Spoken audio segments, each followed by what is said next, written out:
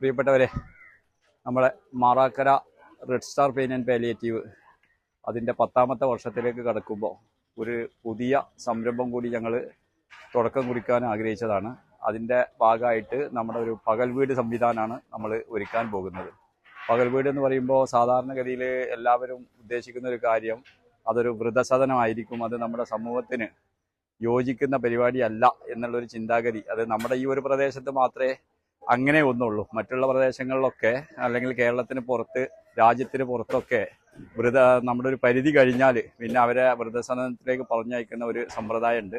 പക്ഷെ നമുക്കൊന്നും അങ്ങനെ സംഭവിക്കാതിരിക്കട്ടെ. നമ്മളൊന്നും മക്കൾക്കും കുടുംബങ്ങൾക്കും ആർക്കും അങ്ങനെ ഒന്നും ഒരു ഗതികേട് വരാതിരിക്കട്ടെ. നമ്മൾ ഇതുകൊണ്ട് ഉദ്ദേശിക്കുന്നത് എന്താ വെച്ചാൽ, നമ്മുടെ ഇന്നത്തെ സമൂഹത്തിൽ മക്കള്, മരുമക്കള്, പേരമക്കള് എല്ലാവരും വീട്ടിൽ ജോലിക്കാരായി മാറിയപ്പോൾ സ്വാഭാവികമായിട്ട് വീട്ടിൽ ജീവിച്ചിരിക്കുന്ന പ്രായം ചെന്ന 75, 80, 85 ഒക്കെ വയസ്സ് പ്രായമുള്ള ആളുകൾ ഒറ്റപ്പെട്ടിരിക്കുന്നുണ്ട്. നിർഭാഗ്യവശാൽ ചിലപ്പോൾ ഒന്നുകിൽ ഭർത്താവ് മരിക്കാം, അല്ലെങ്കിൽ ഭാര്യ മരിക്കാം, ആരെങ്കിലും ഒരാൾ ഒറ്റപ്പെട്ടിരിക്കും, അല്ലെങ്കിൽ പ്രായാധിക്യം മൂലം ഇവർ രണ്ടുപേരും കൂടെ മുഖത്തോട് മുഖം നോക്കിയിരിക്കുന്ന ഒരു സാഹചര്യം നിലവിലുണ്ട്.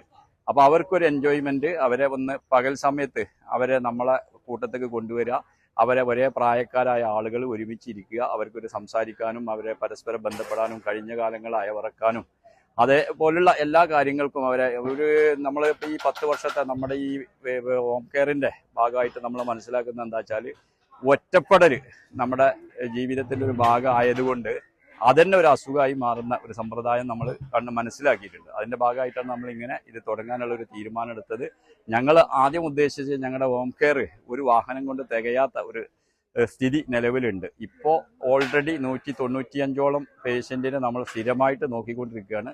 അപ്പോൾ അതുകൊണ്ട് തന്നെ ഒരു വാഹനം പോരാ, രണ്ടാമത്തെ ഒരു വാഹനം കൂടി ഇറക്കുക, അങ്ങനെ ഒരു രണ്ടാമത്തെ യൂണിറ്റ് തുടങ്ങണമെന്ന ആവശ്യം മുൻനിർത്തി സമൂഹത്തിൻ്റെ ഇടയ്ക്ക് ഇറങ്ങിയപ്പോഴാണ് നമ്മുടെ ഈ ബോധ്യത്തിൻ്റെ പുറമെ എല്ലാവരും ഇതിനൊരു മുൻകൈ കൊടുത്തുകൊണ്ട് നിങ്ങൾ ആദ്യം തുടങ്ങേണ്ടത് ഇനി ഇതാണ്, നിങ്ങൾക്ക് തുടങ്ങിയാൽ വിജയിപ്പിക്കാൻ പറ്റാവുന്ന ഒരു സമ്പ്രദായം നിങ്ങൾക്ക് മാത്രമേ അത് ചെയ്യാൻ ഇവിടെ സാധിക്കുള്ളൂ എന്നുള്ള സമൂഹത്തിൻ്റെ നിർബന്ധത്തിന് വഴങ്ങിയാണ് നമ്മളിങ്ങനെ ഒരു പരിപാടിക്ക് മുന്നിട്ട് ഇറങ്ങിയിട്ടുള്ളത്.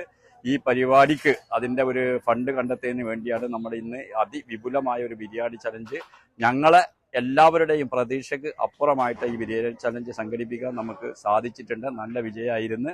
എല്ലാവരും ഇതുമായിട്ട് ഇവിടുത്തെ രാഷ്ട്രീയത്തിന് അതീതമായി, മതത്തിനതീതമായി എല്ലാവരും ഒരേപോലെ സഹകരിച്ചിട്ടുണ്ട്. ഭാവിയിലും ഞങ്ങളുടെ ഈ സംരംഭത്തിന്, നമ്മുടെ ഈ സംരംഭത്തിന് എല്ലാവരുടെയും സഹകരണം ഉണ്ടാവണമെന്ന് ആണ് ഈ വിഷയവുമായി ബന്ധപ്പെട്ട് നിങ്ങളോട്, ഈ സമൂഹത്തിനോട്, ഈ നാടിനോട് പറയാനുള്ളത്.